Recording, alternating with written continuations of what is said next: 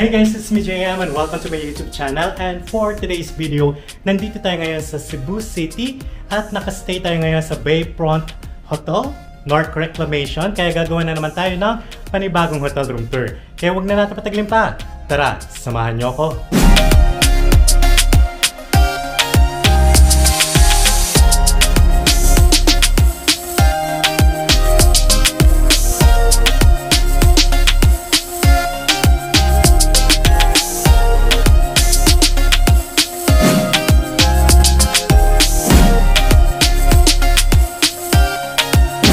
Alright guys, so pinubook pala natin to sa Klook for only 2,600 pesos.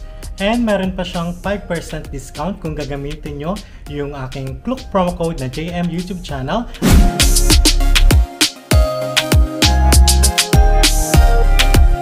Alright guys, so kung galing kayo ng airport, pwede kayo sumakay ng bus going to SM City. And ito yung pinaka-terminal ng kanilang bus. And ang pamasahe ay nasa 50 pesos lang. And kanina nung dumating kami, sakto kakalis lang ng bus, kaya nag-taxi na lang kami.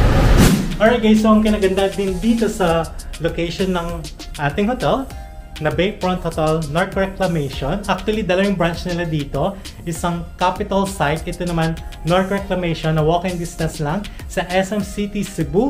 And if ever napabook kayo ng city tour, pwede kayo magpa-pick up dito sa mismong hotel dahil madalas kapag around the city lang yung inyong hotel, pwede kayong sunduin, or madalas ang meeting place talaga nila ay sa SM City, Cebu.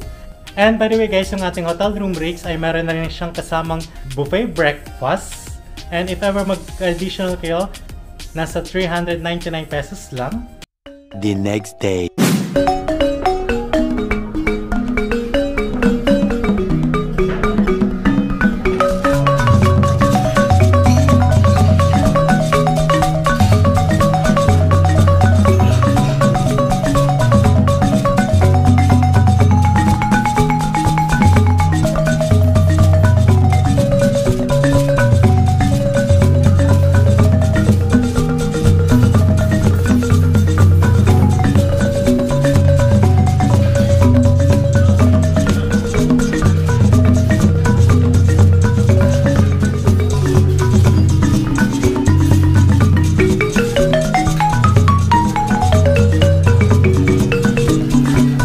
Alright guys, so bago tayo mag-check out, pupunta muna tayo ngayon sa may SM City, Cebu. And dito sa mismong harapan ng Bayfront Hotel, merong bus terminal dito, yung My Bus SM City, Cebu.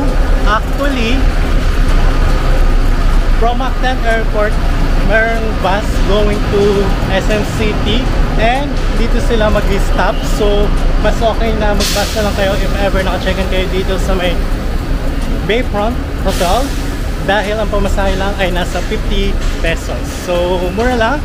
And halos lahat or madalas yung mga taxi sa airport ay nangongontrata talaga sila.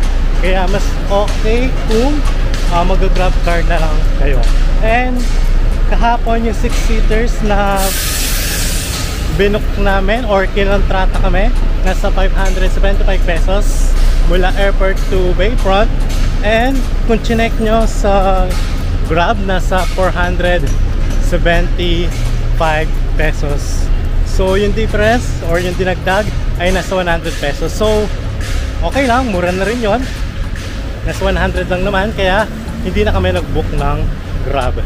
Pero kung magbabas kayo ay nasa 50 pesos lang. Okay? So guys, sobrang lapit lang niya talaga dito sa SM dahil ito na yung mismong SM. And katapat itong SM ay yung Radisson Blu na katapat din ng Bayfront Hotel. So ganito na siya talagang kalapit. At maraming taxi din dito if ever gusto nyo mag-taxi kung pumunta kayo sa Magellan Cross, Santo Niño Church. And kapag nakabook nga kayo ng city tour, pwede dito yung meeting place or pa-pick up na kayo sa mismong hotel. And by the way guys, after natin mag-check out sa Bayfront Hotel, lilipat tayo sa may Savoy Hotel, then Shangri-La Mactan.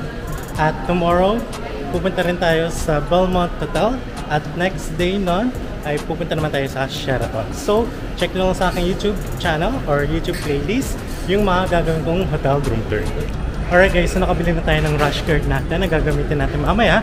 And kailangan na natin bilisan dahil 30 minutes na lang, pa-check out na tayo.